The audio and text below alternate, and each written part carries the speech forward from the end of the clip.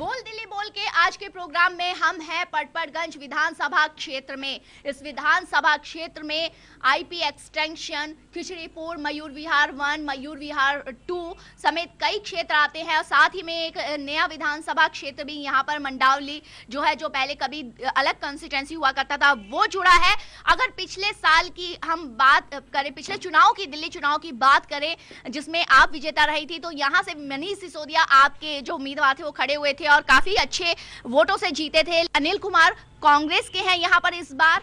और साथ ही में अगर आपकी बात करें तो आपकी तरफ से फिर से मनीष सिसोदिया है, लेकिन बीजेपी ने थोड़ा सा यू टर्न लेते हुए आपके जो पहले कैंडिडेट रहे हैं बिन्नी, उनको अपने यहाँ पर उम्मीदवार के तौर पे खड़ा किया है। और यहाँ के आज इस विधानसभा क्षेत्र के वोटर हमारे साथ हैं, उन उम्मीदवारों से जो आज उनके घर घर तक आ रहे हैं, वो उनसे क्या चाहते हैं और क्या उनको लगता है कि वो वाकई में उनके लिए सच्चे हैं और क्या लगता है आपको किस तरीके से देख रहे हैं। सबसे पहले मैं मुद्दों की बात करूं तो क्या मुद्दे हैं आपकी विधानसभा क्षेत्र के? विधानसभा में मुद्दे हैं जैसे कि यहाँ संजय झील है, बहुत बड़ी झील है। जमुना पार पूर्वी दिल्ली का एक बहुत बड़ा लेक है जिसको आज तक अभी उसमें कोई सुधार नहीं हुआ है और सुधार की बात थी। दूसरा, यहाँ बिजली पानी की दिक्कत थी, सीवर की दिक्कत थी, जो कि किसी ने उस पर आज तक कोई ध्यान नहीं दिया। अनऑथराइज कॉलोनी है जिसमें उसको जो है सुविधाएं देनी थी, वो ये सब बात नहीं हुई है। तो इसलिए जैसे यहाँ डीडीए की लैंड है, परंतु जैसे विनोद नगर एक बाढ़ पड़ता है, वहाँ समुदाय भवन नहीं है। यहाँ पार्किंग की बिल्कुल व्यवस्था खराब है। यहाँ पूरे विनय के पटपड़गंज विधानसभा क्षेत्र में कहीं कोई गाड़ी खड़ी को कोई जगह नहीं है और यहाँ फुटपाथों बहुत ज़्यादा कब्जा है, लोग इन्हें पैदल चल नहीं सकते। मैं आपको यहाँ तक कहना चाहता हूँ कि 60 साल तक एक पार्टी जो यहाँ रही सरकार में काम करती रही, लेकिन मुसलमानों की आज हालत ऐसी है जो दलितों से भी ज़्यादा गिरी हुई है, दलितों से भी ज़्यादा पीछे है।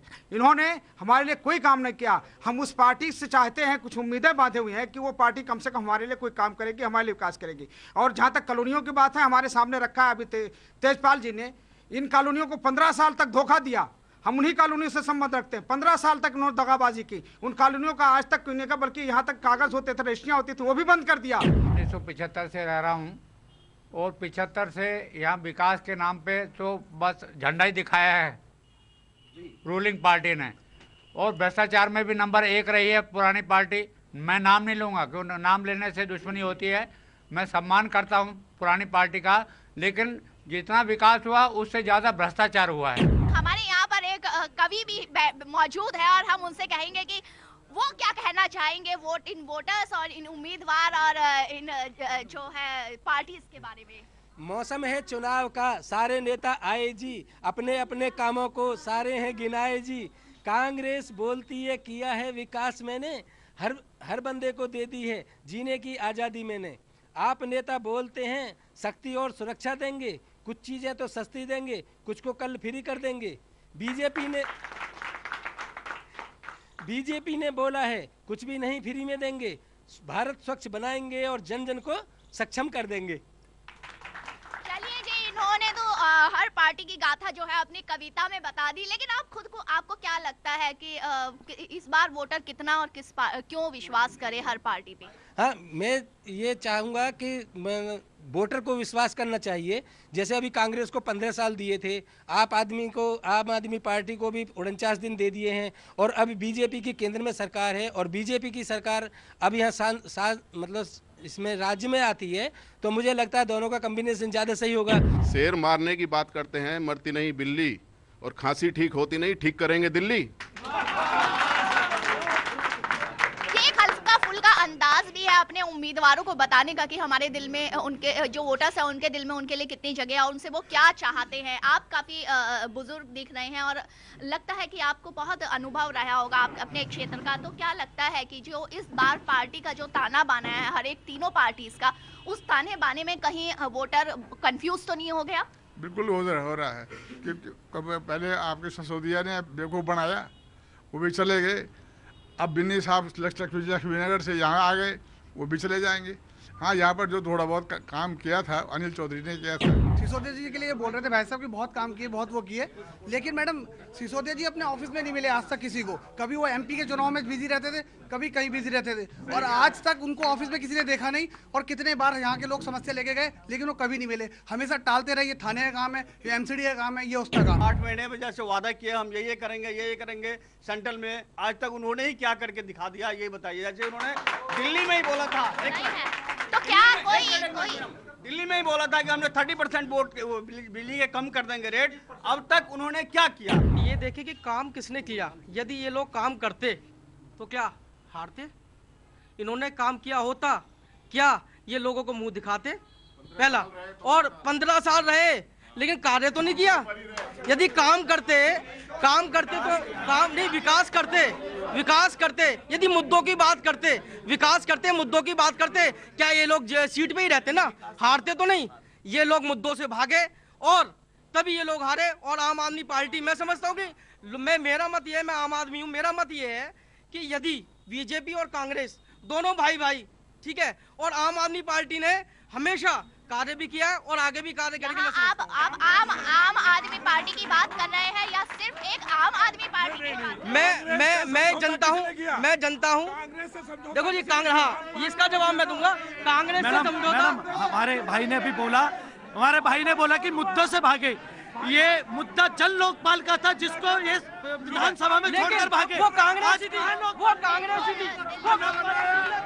कांग्रेस छोड़कर आप भागे। अपने उम्मीदवार से, चाहे वो किसी भी तरह के उम्मीदवार को पसंद करती हो, क्या चाहते हैं जो भी कैंडिडेट यहाँ से जीत के आए, जो भी उनके वोटों की उस महत्वता को बनाए रखे, उनसे वो क्या चाहते हैं? आपको क्या लगता है, क्या 2 बातें हैं कि उनसे जो भी कैंडिडेट आए वो आपके लिए करे? सिर्फ 2 बातें, बहुत संक्षिप्त। मैं तीनों अपने जो कैंडिडेट के बारे में 2 बातें। मैं बिन्नी जी के बारे में बिल्कुल वोट नहीं दूंगा, क्योंकि वो उनका पता ही नहीं कि आज यहाँ है, आज इस पार्टी में, आज लक्ष्मी नगर से लड़ेंगे, कल भाग जाएंगे। लेकिन सिसोदिया जी को ये नहीं पता कि 49 दिन जिस जन लोकपाल के पीछे उन्होंने विधानसभा में इस्तीफा दिया, आज वो उस मुद्दे को लेने रहे हैं। हर मुद्दे पे आप अपने उम्मीदवार से क्या चाहते हैं? उम्मीदवार से हम चाहते हैं बिजली के बारे में, पानी के बारे में, और वो कांग्रेस पार्टी में 1.5 रुपए प्रति यूनिट कर दिया है, इसलिए मैं कांग्रेस पार्टी को वोट दूंगा। भाई अगर कांग्रेस पार्टी अगर काम की होती तो चुनाव काहे हार गई? उन्होंने देश को ठगा है, इसीलिए कांग्रेस का बीज नाश हो गया। एक वोटर के तौर पर चाहते हैं कांग्रेस, हम तो विकास चाहते हैं, जो विकास कांग्रेस पार्टी ने किया उसी को हम चाहते हैं। 2 मुद्दे सबसे बड़े जो हैं, शिक्षा के क्षेत्र में बच्चों को स्कूल के अंदर क्लासेस जो हैं बहुत बड़ी हैं, जिसमें करीबन 70 से 80 बच्चे एक क्लास में पढ़ते हैं, तो उनको छोटा करके उनके सेक्शंस बढ़ाए जाएं, ये चाहते हैं। दूसरा मुद्दा हमारा ये है कि हमारे जो कॉलोनी का जो विकास हुए हैं, ये जितने बोल रहे हैं, तो ये जो जनता से पूछ के, जैसे सिसोदिया साहब बोलते थे कि हमने 80,000 करोड़ रुपए इस विधानसभा में लगाए, तो मैं ये जानना चाहता हूँ सिसोदिया साहब से कि उन्होंने मोहल्ला सभा कौन से क्षेत्र में करी, किस आदमी से पूछ के वो 80,000 करोड़ रुपए इस विधानसभा में? बिल्कुल, आम जनता को यह हक होना चाहिए कि जो उसके नाम से, उसके विधानसभा क्षेत्र के नाम से पैसा लगाया जा रहा है, वो आखिर कहाँ है? आपको क्या लगता है, इस बार बीजेपी, मोदी जी का फेस बहुत ज्यादा है, और तो क्या लगता है कि देखिए, कोई भी सरकार आए, कहीं भी हो, उसे काम विकास का करना जरूरी है। ये सबसे प्राथमिकता होनी चाहिए हर क्षेत्र में। एजुकेशन है,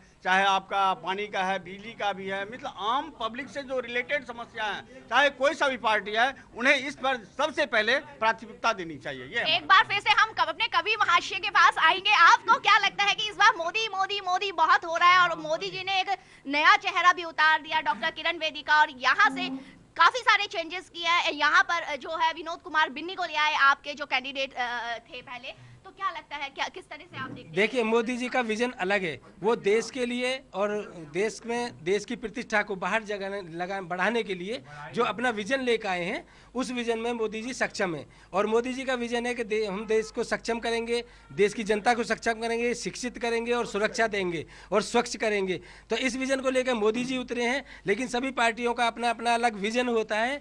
लेकिन मोदी जी ने जो अपना ये प्रयोग किया है कि किरण बेदी जी को लाके और बीजेपी के जो पुराने नेता हैं उनसे काम ले रहे हैं, ये एक उनका अपना अलग आइडिया है, और इसमें कितने सफल होते हैं ये चुनाव के बाद ही पता क्या लगता है कि वोटर में इस बार बहुत कंफ्यूजन है लेकर के, क्योंकि बहुत कम वक्त में सरकार पलट गई थी और यहाँ की विधानसभा क्षेत्र की भी काफी समस्याएं हैं, तो ऐसे में वोटर कहीं ना कहीं कंफ्यूज है?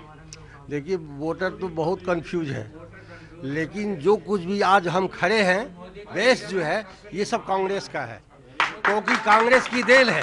अगर कांग्रेस नहीं होती तो ये बेस आज दिल्ली का नहीं होता, जमुना पार कहीं दिखाई देता।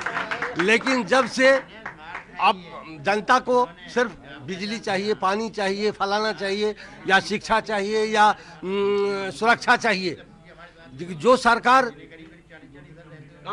काम करेगी उसको वोट देंगे। आपको क्या लगता है कि उम्मीदवार इस बार सही काम कर रहे हैं, वायदे जो कर रहे हैं सही कर रहे हैं, चाहे किसी भी पार्टी के हो, और क्या आप उन पे विश्वास कर पा रहे हैं कि वो आपके विधानसभा क्षेत्र को है जो वो बदल देंगे?